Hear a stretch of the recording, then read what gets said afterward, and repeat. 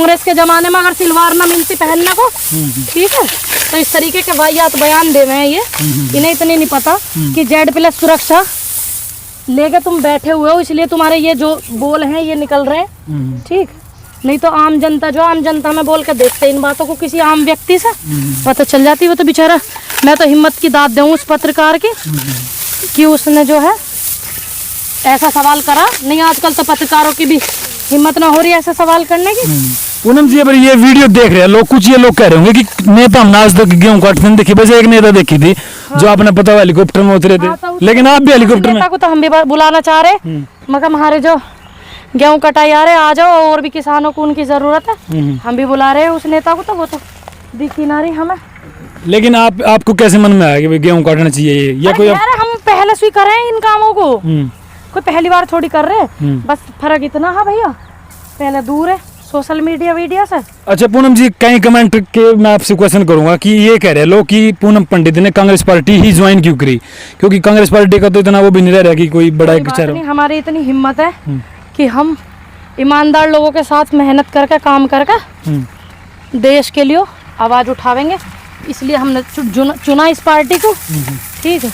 क्योंकि इस पार्टी में ऐसे ऐसे प्रधानमंत्री रहे जिन्होंने देश के लिए शहादतें दी, जिन्होंने देश के लिए लड़ाइयाँ लड़ी, ठीक, इसलिए हमने इस पार्टी को चुना।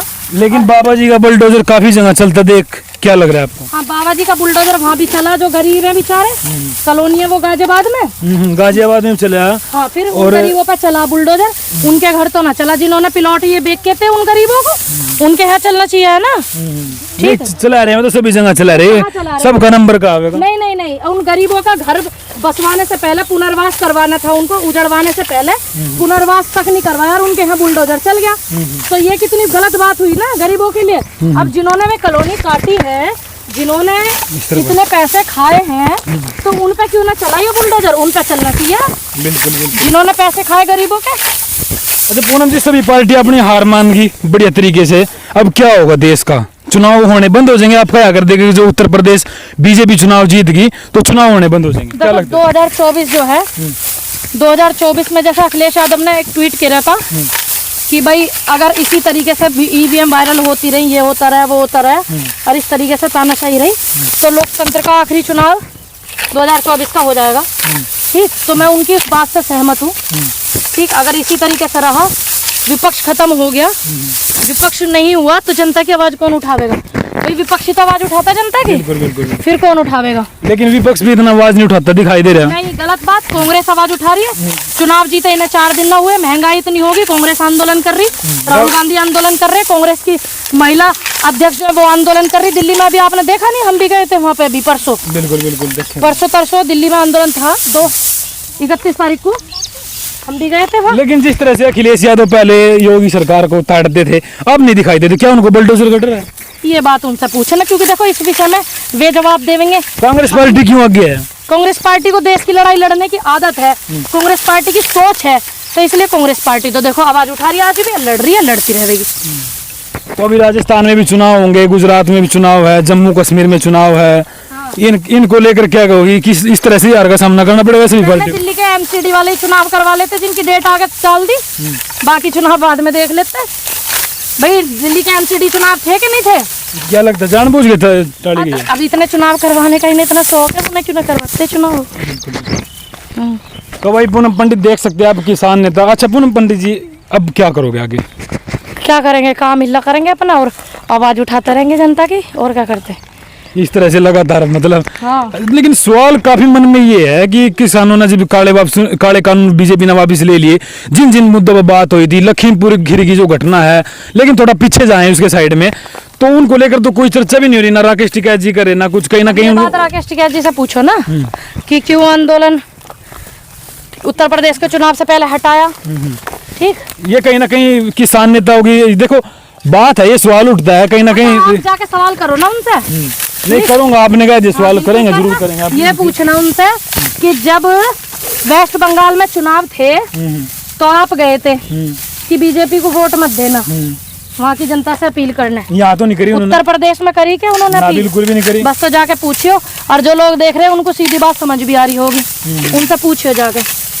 तो भाई एक बड़ा सवाल है ये राकेश टिकैत जी से भी और उनसे भी कि जिस तरह से वे दावे करते थे बंगाल में कि बीजेपी को वोट नहीं देना, खासकर यहाँ पर ना तो कोई रैली करी, एक बस मुजफ्फरनगर में जो पंचायत करी थी उसके बाद कोई उन्होंने बीजेपी के खिलाफ कोई ऐसी पंचायत क्या इनकी खुद की किसी की थोड़ी थी भाई, हाँ जी। या वो पूनम पंडित की थी या राकेश जी की थी, दर्शन पाल जी, वो पूरे उसकी थी संयुक्त किसान मोर्चा की। अपना किस नेता ने क्या करा किसान नेता ने। मैं स्पेशल राकेश टिकैत जी को ही नहीं कहूंगी, मैं सबको कहूंगी जितने नेता हैं किसान आंदोलन के, जो उत्तर प्रदेश में जावे थे और हरियाणा पंजाब में हार पहन के, राजस्थान में से हार पहन के आवे थे, उन्होंने यूपी की जनता के लिए क्या एक भी पंचायत करी? मैं तो ये पूछ रही हूँ। तो भाई बिल्कुल एक बड़ा सवाल है पूनम जी, कि कुछ लोग कमेंट में कह रहे हैं कि पूनम पंडित ने हरियाणा से चुनाव लड़ना चाहिए।